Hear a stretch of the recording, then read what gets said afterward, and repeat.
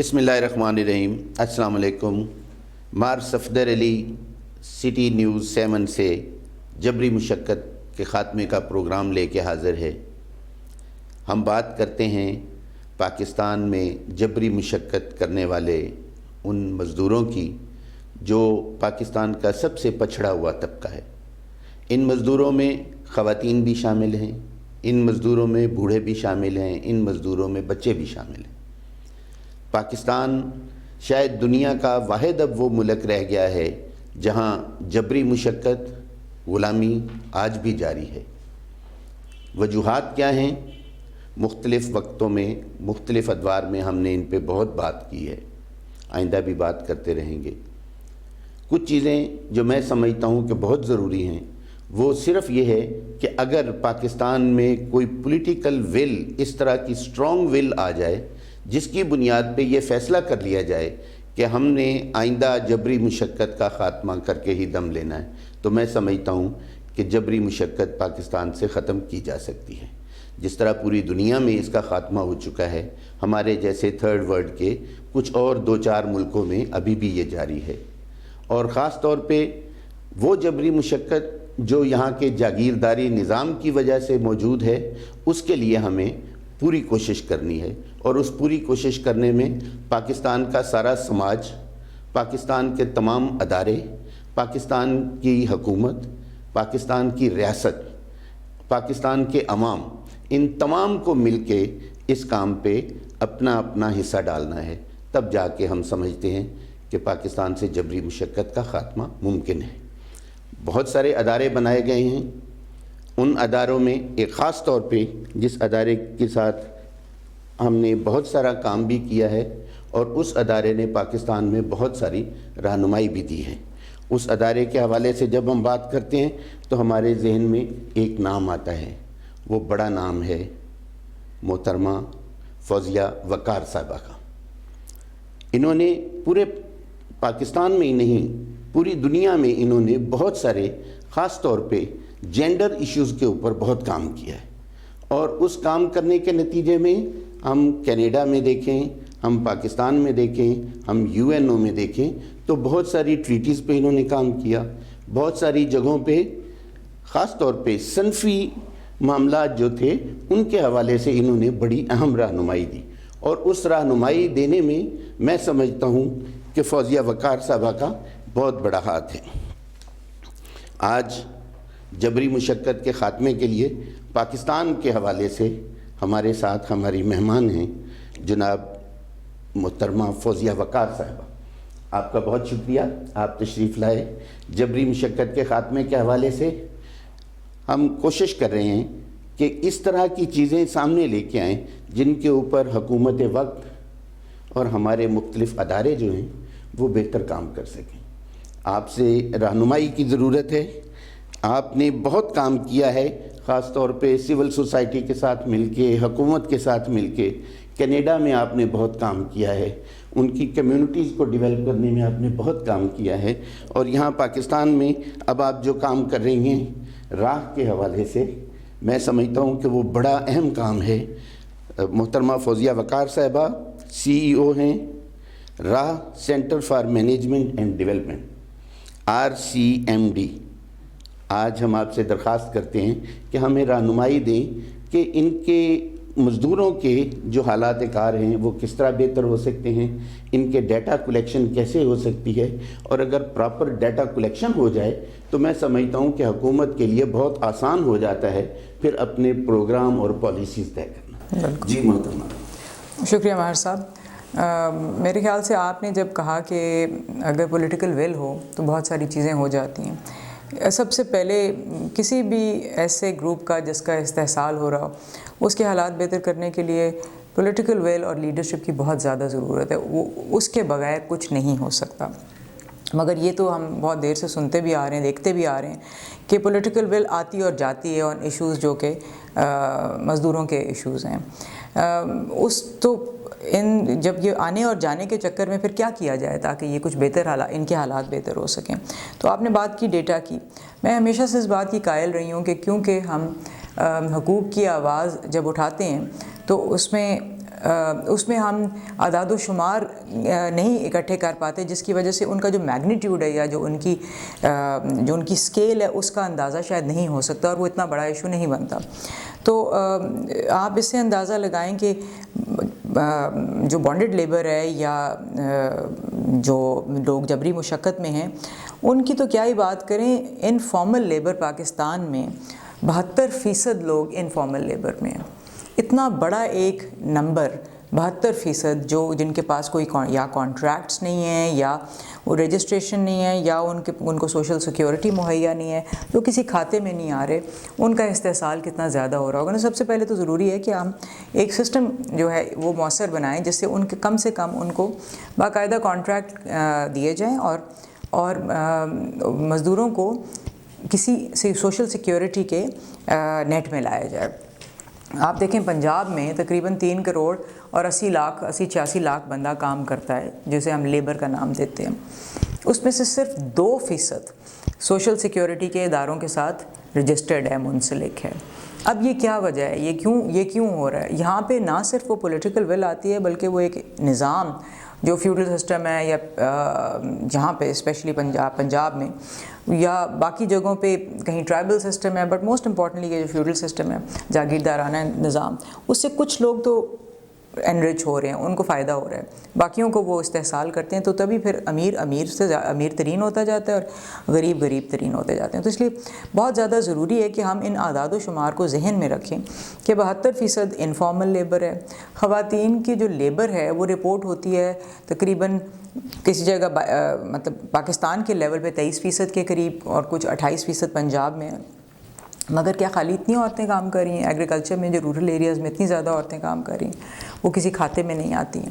تو اس لیے ان کے بہت ضروری ہے کہ اس پوری پکچر کو لیا جائے، اور نہ صرف جبری مشقت میں بلکہ پورا جو انفارمل سیکٹر ہے اس کو کنٹرول میں لایا جائے، تاکہ پھر ان کے لیے آواز ایک مؤثر طریقے سے اٹھائی جا سکے۔ جی، میں سمجھتا ہوں کہ آپ نے بڑا درست فرمایا کہ خاص طور پہ ہمارے جو مختلف ادارے کام کر رہے ہیں، ان کی آپس میں ایک تو کوارڈینیشن کی بڑی کمی نظر آتی ہے۔ بالکل۔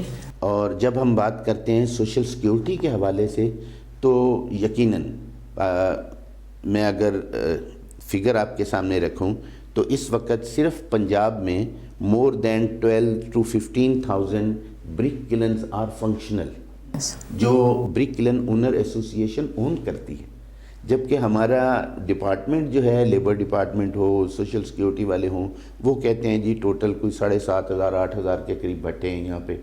اچھا، آپ اندازہ کر لیں، آدھی تعداد ہے ان کے پاس، اور بھٹا کو چھپایا جا سکتا ہے، اس کو کتنا مشکل ہے لوکیٹ کرنا۔ اچھا، پھر اس میں ایک اور بڑا پرابلم ہے کہ ہمارے پاس پوری مشینری موجود ہے، ہمارے پاس سینسز موجود ہیں، ہمارے پاس ایسے ادارے موجود ہیں جو فوری طور پہ، مثال میں دیتا ہوں کہ اگر ایک پولیس اسٹیشن کی ذمہ داری یہ لگا دی جائے، اور بہت سارے پولیس اسٹیشنز اس طرح کی کرتے بھی ہیں، میں نے دیکھا ہے یہاں لاہور میں کچھ پولیس اسٹیشن سے ہم نے ڈیٹا بھی لیا، تو ان کو پتہ ہوتا ہے کہ ایک پولیس اسٹیشن میں کتنے بھٹے ہیں، ان بھٹوں پہ کتنے لوگ کام کرتے ہیں، ان بھٹوں پہ لوگوں کی آمد و رفت کتنی ہے، یعنی ٹریفکنگ کتنی ہے۔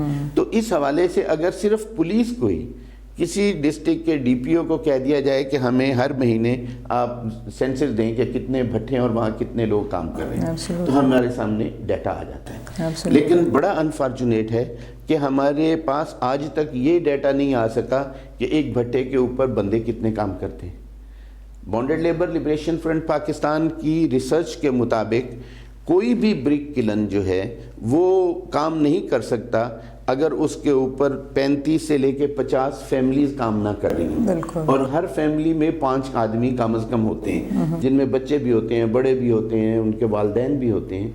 اور اس بنیاد پہ اگر دیکھیں تو پورے پنجاب میں 23 لاکھ بھٹا مزدور ہیں۔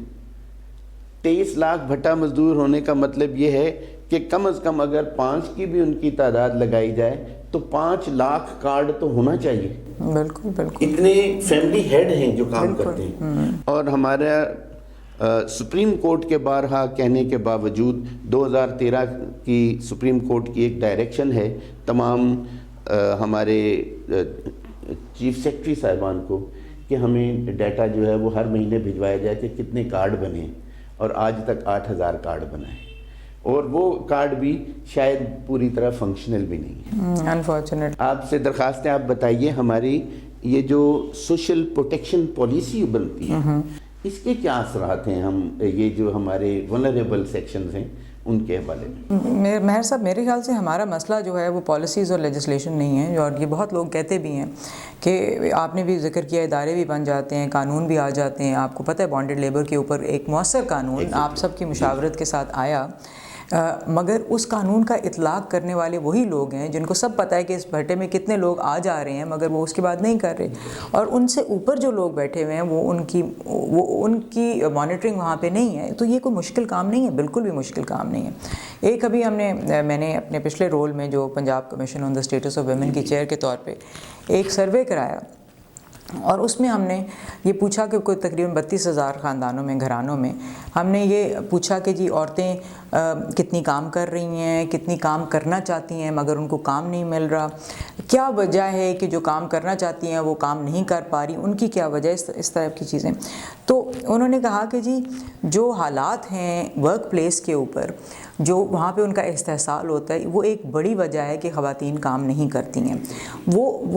میں ہراسمنٹ کی بات کر رہی ہوں اس وقت. ہراسمنٹ جو سڑک پہ آنے کے بعد ہوتی ہے یا وہاں پہ ہوتی ہے، اگر وہ وہاں پہ کام چھوڑیں تو آپ سوچیں، یا وہ استحصال سے اتنا ڈر رہی ہیں تو آپ سوچیں کہ ایک جبری مشقت میں جس خاتون کو رکھا ہوا ہے اس کا کیا حال ہوگا. میں خاص طور پہ اب جو ایک بہت تشویشناک بات ابھی بھی دیکھتی ہوں، اور پہلے سے شاید ہوگا مگر اب تھوڑی سی اس کے بارے میں بات شروع ہوئی ہے، وہ جو جبری مشقت میں بچوں کو لے کے جایا جاتا ہے اور گھروں کے اندر پلیس کیا جاتا ہے گھریلو ملازم کے طور پہ. چھوٹے چھوٹے بچوں کو چاہے بے شک کئی دفعہ ماں باپ سے پیسے لے کے، کئی دفعہ کسی اور قرضے کی وجہ سے ان کو لایا جاتا ہے، اور اس کے بعد ان کو وہاں سے بالکل مطلب ان کی کوئی چھٹکارا نہیں ہے. حالانکہ یہاں پہ جو child protection and welfare bureau ہے وہ کرنا چاہتا ہے کئی دفعہ، مگر جو بڑے حالات ہیں نا، ایک غربت زدہ ایک فیملی ہے، اس کو اپنے بچے کو جبری مشقت سے نکالنے کے لیے فری اسکول، اسٹائپنڈ تاکہ وہ اس کی زندگی میں تھوڑی سی بہتری آ سکے، گھر میں ایک منیمم جو خرچہ ہے اس کے لیے سوشل سپورٹ ہونی چاہیے، پھر منیمم ویج کا کانسیپٹ کا اطلاق ہو. تو یہ بڑے بڑے فیکٹر جو ہیں ان کو ایڈریس کرنے کی ضرورت ہے. منیمم ویج یہاں پہ 17,000 میرے خیال سے اتنی ہے اس وقت.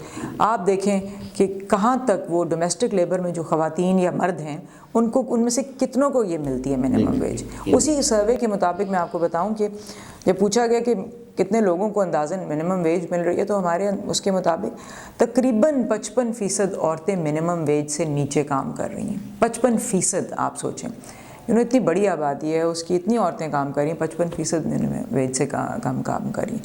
نہایت ایکسپلائٹیٹیو سچویشن ہے. حکومت کی کچھ پالیسیاں ہیں جو کہ استعمال کرنے کی ضرورت ہے.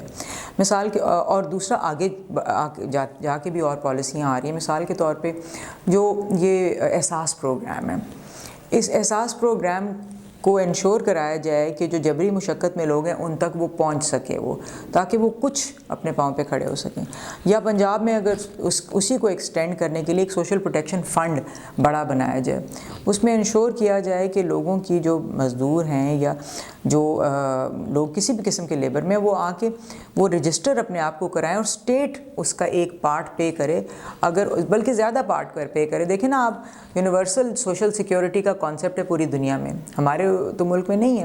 وہ کیوں نہیں ہو سکتا کہ ایک غریب جو فیملی ہے اس کو سوشل سیکیورٹی ملے؟ تو میرے خیال سے ایک تو جو استحصالی جو قسم کا جو لیبر ہے وہ کم ہوگا، اور بہت سارے لوگ بھٹے میں جا کے نہیں کام کریں گے کیونکہ وہ پچھلے ڈیٹس لے کے آتے ہیں، تو جس کی وجہ سے وہ کئی دفعہ اس میں آ کے بیٹھتے ہیں نا. تو یہ ان کچھ چیزوں پہ قوانین، ان کے اطلاق، اینڈ موسٹ امپورٹنٹلی مہر صاحب ایک اور بات، خاص طور پہ بچوں اور خواتین ایک ولنریبل گروپ ہے، مارجنلائز گروپ ہے. ان کے لیے کام کرنے کو نہ صرف ہمارا مطلب ان کے اوپر خصوصی اقدامات کرنے کے لیے ہمارا قانون، ہمارا آئین آرٹیکل 25(2) میں حکومت کو، ریاست کو پابند کرتا ہے کہ بچوں اور عورتوں کے لیے خصوصی اقدامات لیے جا سکتے ہیں کیونکہ ان کے حالات جو ہیں وہ برابری ان میں نہیں ہے.